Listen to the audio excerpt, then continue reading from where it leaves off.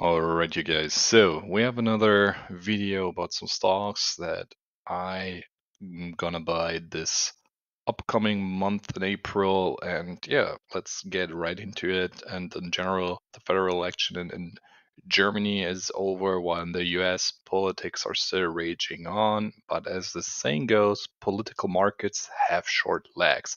In the long term, over 10, 20, or even 30 years, fundamentals play a much more important role. So this month, I continue to invest my money rationally and unemotionally in various asset classes.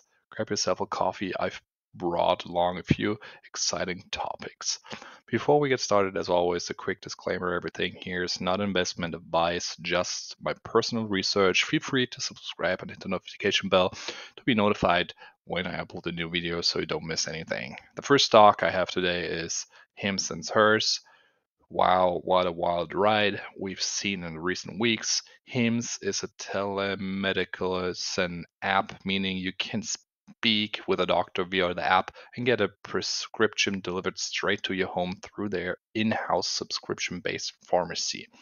This is especially useful in areas where the doctor's visit is no longer always preferred, such as for sexual health issues, skin problems, hair loss, or weight loss.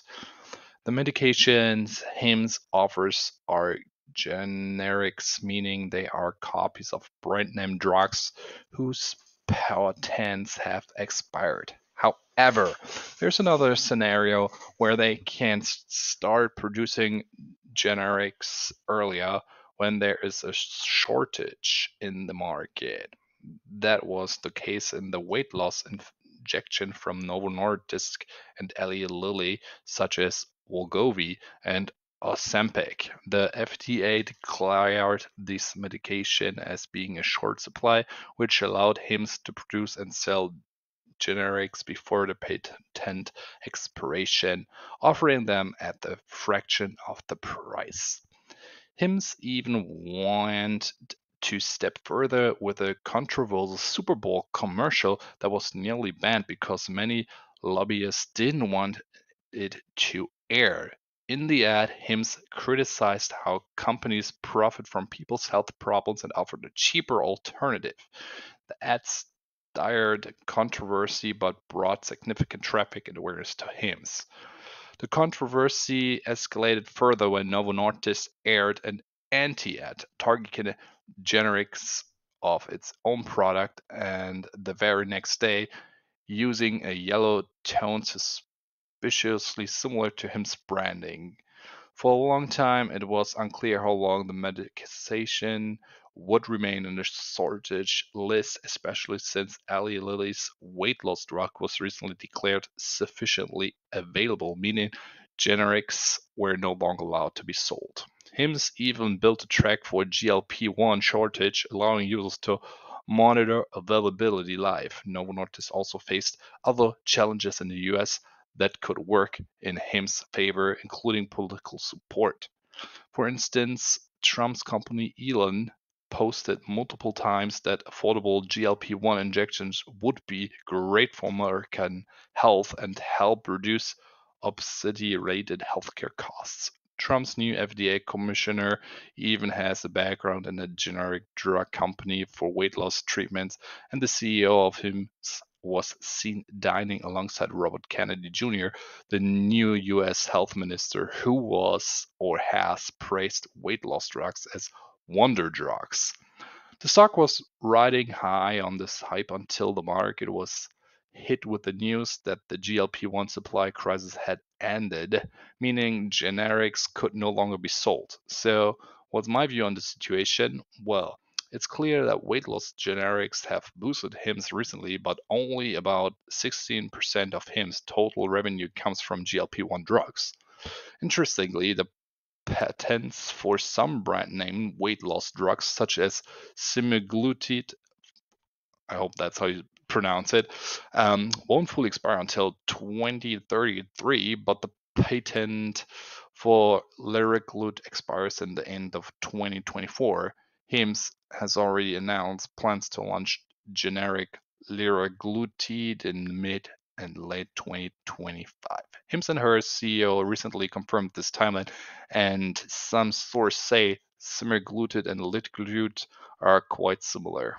All opinions are divided on which is better, but if Hims tells its customers you can't buy semaglutide from as anyone, but soon you can get Latitude, many customers might choose Hims over the much pricier Novo Nordisk option.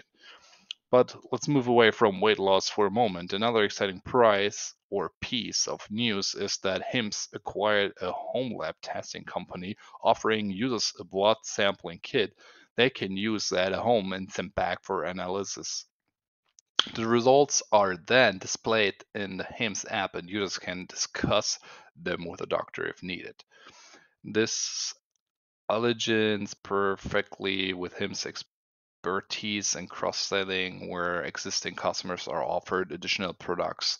If someone already used Hims for weight loss products, they might be interested in checking their blood values as well. Then recently, quarterly figures came out, causing another 20% drop in the stock. Despite this, Hims now controls nearly 50% of its target's market, which is impressive to me. It was also revealed that Hims has a much higher customer retention rate than other telehealth providers. Even excluding GLP-1 products, revenue grew by 43% in 2024. Marketing efficiency has also improved significantly in 2019. It took Hims over a year to recoup marketing costs through gross profit, but now it takes just 2 quarters. Additionally, Hims is debt free and has over $300 million in cash reserves. For 2025, Hims plans to continue focusing on weight loss while launching new categories like testosterone and menopause treatment, which a projected 50% revenue growth and a price to sale ratio of 2.7. The stock remains attractively valued, in my opinion. Next, I brought along the Airbnb stock and all the coincidence that recently managed to impress with very positive quarterly figures. Both revenue and profit were significantly better than the market had expected, and the Airbnb was evolved from a startup into a platform that has now almost indispensable. The company is also highly profitable and continues to grow globally on a level or all levels, and the outlook for 2025 gives hope that this trend will continue. Additionally, Airbnb plans to invest $200 million into new business areas. With a current market cap of 92 billion, the stock has a price to sale ratio of 8 and a price to earning ratio of around 29. The stock has been moving sideways for several years now, but perhaps the fresh figures will bring some new momentum to the stock. So, yeah, take a look yourself. Yeah, and for the last three stocks, I thought, yeah, we should probably look into gold this month because I have a feeling there's quite a bit of potential out there. And included in the mix is Franco-Nevada, the world's fifth largest gold producer. The company primarily produces from Australia and West Africa, but also has a strong footprint in North and South America. And the portfolio includes over 117 producing mines. Besides gold, Franco-Nevada also produce silver and to a small extent oil and gas. The revenue and the net income per share have grown significantly over the past 20 years, but recently plateaued. Interestingly, the company has increased its dividend 18 times in a row during this period. With a current share price, Franco-Nevada has a market cap of 26 billion on revenue and roughly 1 billion, perhaps worth a second look. The second stock is Barrick Gold, and that is even more interesting in terms of valuation because Barrick is the world's third largest gold producer, and the largest quarter was incredibly strong, reflecting the rising gold prices. Profits doubled and nearly 350 million shares were repurchased. Barrick has fewer mines in operation, but larger ones with activities in the Americas and Central Africa. It's also involved in copper projects in Saudi Arabia and Chile.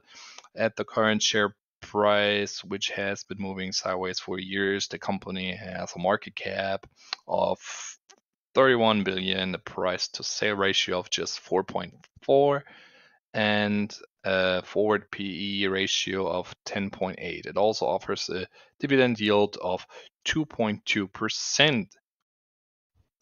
Lastly, we complete the trio with Newmont Mining, the world's largest gold producer.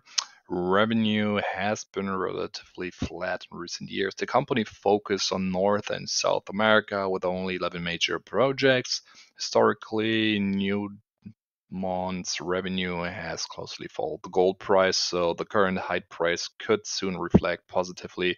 The company has a market cap of 51 billion on revenue